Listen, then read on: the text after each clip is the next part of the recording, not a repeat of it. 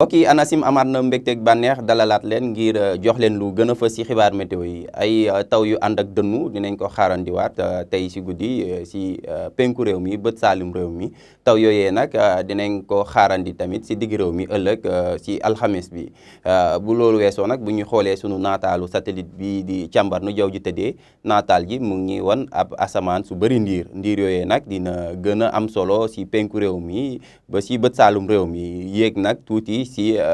digg réew mi ba tax na ci wàllum prévision lu ko dalee tey ci guddi jëm ëllëg sa fajar ñu ngi xaarandi ay taw lu ko dalee penku réew mi foofee sa Matam Bakel Tamba Kédougou ñëw ba ci bët saalum réew mi taw yooyee nag dina ànd ak dënnu ci penku réew mi waaye bu ñuy ñëw ci bët saalum réew mi daanaka ay taw yu yëmmamaay lañ fay xaarandi lu des ci réew mi nag ci guddi dinañ gis ni ay ab jaww bu bëri niir lañ fay xaarandi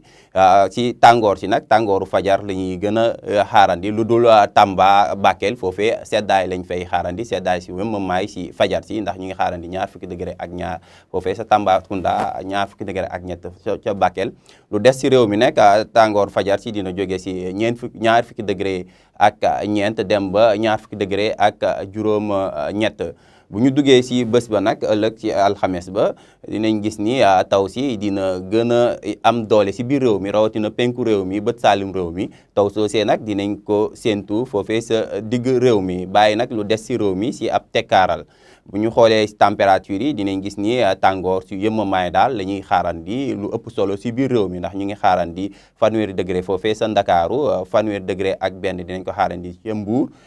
bu ñu duggee ci réew mi ci digg réew mi dinañ gis ni tàngoor ci dina jógee ci 30 degré ak ñett dem ba 30 degré ak juróom bu ñu ñëwee ci bët saalum réew mi tam foofee taw yi ñuy xaarandi dina wàññi as tuut tàngoor ci ndax ñu ngi xaarandi 30 degré ak ñaar foofee sa Sigicoor 30 degré ak ñett lu ko dalee Sédhiou dem Kolda sa penku réew mi tam kazalika tàngoor ci dina wàññeeku tuuti ndax ñu ngi xaarandi 30 degré ak benn foofee sa Matam 30 degré ak ñaar ca Tambacounda 30 degré ak ñett ca Bakel waaye bu ñu yéegee ci bët gànnaar réew mi foofee sa Podor foofu la tàngoor ci di gën a tare ndax ñu ngi fay xaarandi 40 degré mbokk yi daal ci tënk jàpp leen ni lu ko dalee tey ci guddi jëm ëllëg sa fajar ay taw yu ànd ak dënnu dinañ ko xaarandi ci penku réew mi dem ba ci bët saalum réew mi waaye bu ñu duggee ci alxames ba taw soosee nag dina yegg ci ba ci digg réew mi lii moo fi gënoon fës ci ay xibaar météo ñu ngi leen di jox dig daje ba ëllëg wasalaam